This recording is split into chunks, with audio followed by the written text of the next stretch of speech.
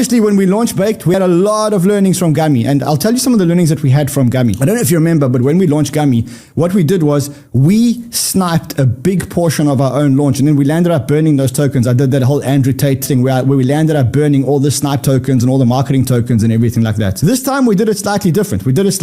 What we did this time was we actually thought, instead of doing a launch where insiders could get the contract code and snipe, because that's the new trend in meme coins. The old trend in meme coins is that insiders used to get the contract code in advance, and then what they used to do is they used to snipe and they used to beat people. We actually did it very different this time. We went to a platform like pump.fund. It's called dgen.fund, and we actually launched Baked on dgen.fund. We didn't do one of those launches where you get the contract address before everybody else. We actually publicly launched the token on this platform called dgen.fund. Now, what we then did is we posted the dgen.fund link on the Baked Twitter before it was actually uploaded to Radium. So before you could actually start trading it on Radium, we posted the link here so that everyone would get a fair chance. Everyone would get a fair chance to actually trade this token. So we launched it on this dgen.fund, which is a pump.fund similar website. We then posted the contract code immediately before it even went to Radium. That was the process that we followed to make it fair for everyone. Obviously, then it started trading. Okay, then this is when the shit began.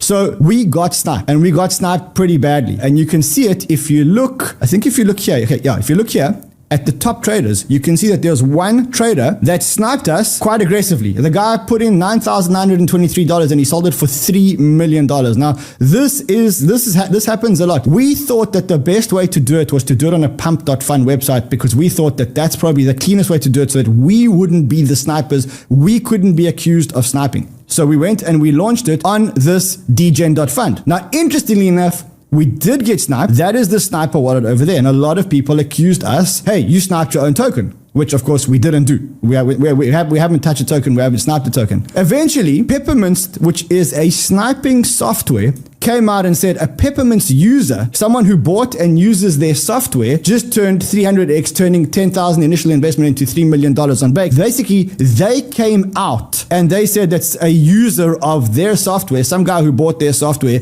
made $3 million sniping Baked. The good news is that if you look at his wallet, at whoever this trader's wallet is, he's pretty much all out of Baked now. So he did snipe, and this is pretty normal. People buy into tokens. They snipers snipe tokens. He's out now. We've been watching his wallet. He is out.